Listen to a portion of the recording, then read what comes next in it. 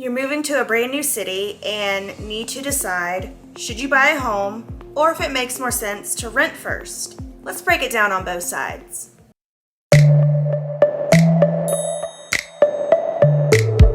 Hey everyone, my name is Elizabeth Peters, Realtor with LPT Realty in beautiful Northeast Florida. Today's video is for anyone who is on the fence about renting or buying a house in Jacksonville. You're hoping to be able to weigh out each option so you can make an informed decision. I've connected with a lot of people already on this topic, and a lot of these messages are coming from you guys watching my YouTube videos. We've talked about the different processes that can go into buying or renting. The cost of living here is always coming up, deposits, down payments, and overall, what's going to be the best decision. It's been crazy fun hearing from all of you, so definitely keep those messages coming, whichever one is on your radar. These are the things I think you should consider as you sort out if you should rent or buy. If you're wanting to buy, do you have a down payment? Any money saved up at all? It's true you don't need 20% down. You do not need to put 20% down on a home. You don't need 20%! If you didn't catch that,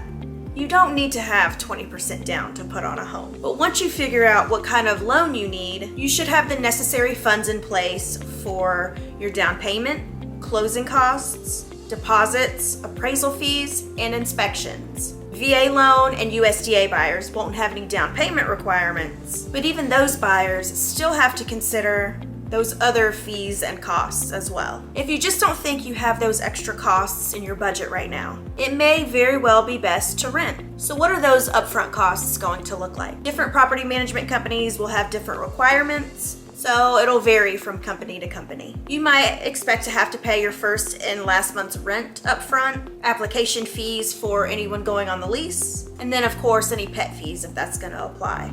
Sometimes this actually evens itself out, especially if you don't have those down payment requirements. So if I were you, I would just sit down and do the math to see what's going to fit your needs. But hey, if all you heard was that you don't need a 20% down payment to put on a home, then I'll consider that a win. I'm seeing a lot of questions coming in from people who want to buy, but maybe their credit score needs some work, or maybe it's worse than what they think it is.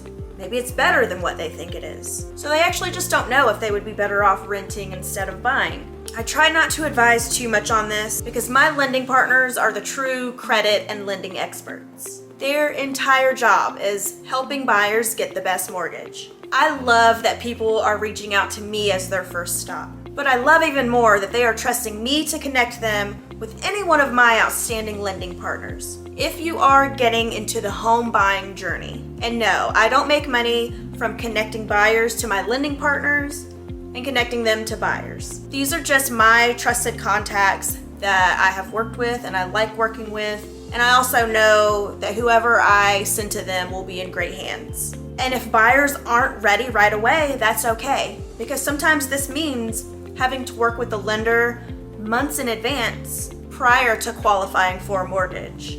They would be the ones who can get you the list of things you're going to need to prioritize to improve your credit. How much time do you actually need to be moved in? Not all of us are planners, so not all of us are going to have the time to be able to sit on the internet and do tons of research, weeks, months, even years in advance.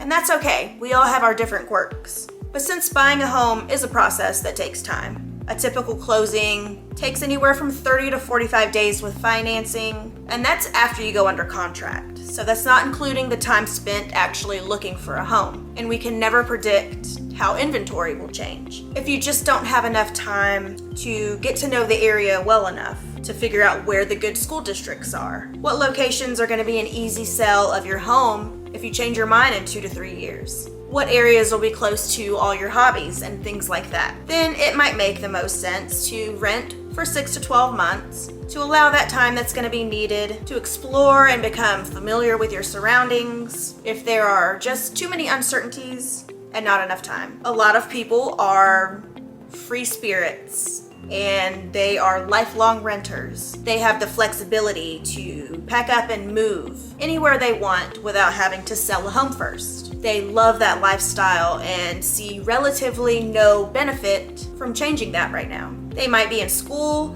They could be right in the middle of a career change, or they just love their downtown apartment, or they just need options and don't want to be tied down to a place for too long, and they see renting as their way out. There's maintenance and amenities that are typically free with renting, where it would not be free with homeownership. The big concern for people who do want to buy, but they're considering renting instead, is that some property managers right now are requiring a 2 to 3 year lease minimum. And that actually may be too long of a time frame for some people to be renting. The biggest concern for people right now who would prefer to rent but are considering buying are the increasing costs of rent. The costs may rise over time and without warning. And then those renters may not actually be able to renew their lease even if they wanted to. You may be thinking, is renting less than owning? Well, not necessarily, but it should be, right? As a renter, you have none of the risk and none of the reward of homeownership. So how is that fair for renters to actually end up having to pay more money? And this is a very general statement. I'll say sometimes, because it does fluctuate, where sometimes rent is more, sometimes it's less,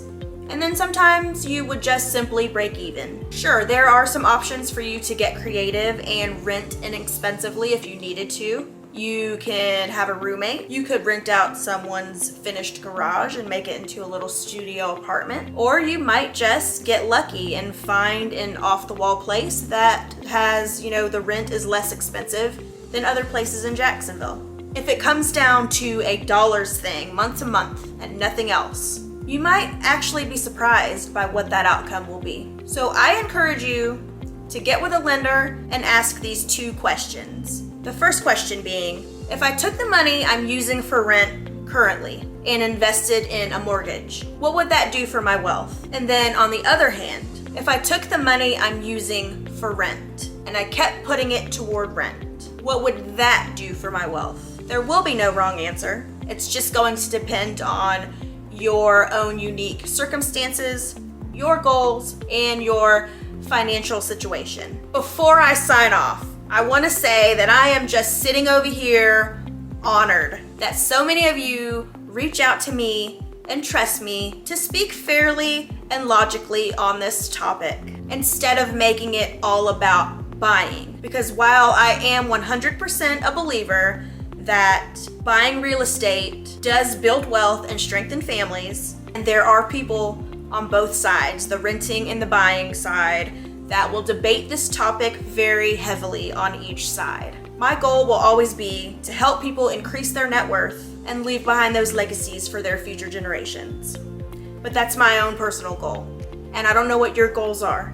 Every person and family is different, so I wanted to be able to speak about both sides in a way that educates instead of making people feel guilty for doing what's best for their own situation. My advice is to take your time, do your research, and whatever you decide will be the right choice. I hope this video helped anyone who is trying to make a decision about renting or buying a home in Jacksonville. If you have any questions, feel free to drop those in the comments below, or you can send me an email at elizabethtalksjacksonville@gmail.com. I am happy to help where I can. And if you're looking for something else to watch on my YouTube channel, check out this video I made called 7 Reasons Why You Might Actually Hate Living Here.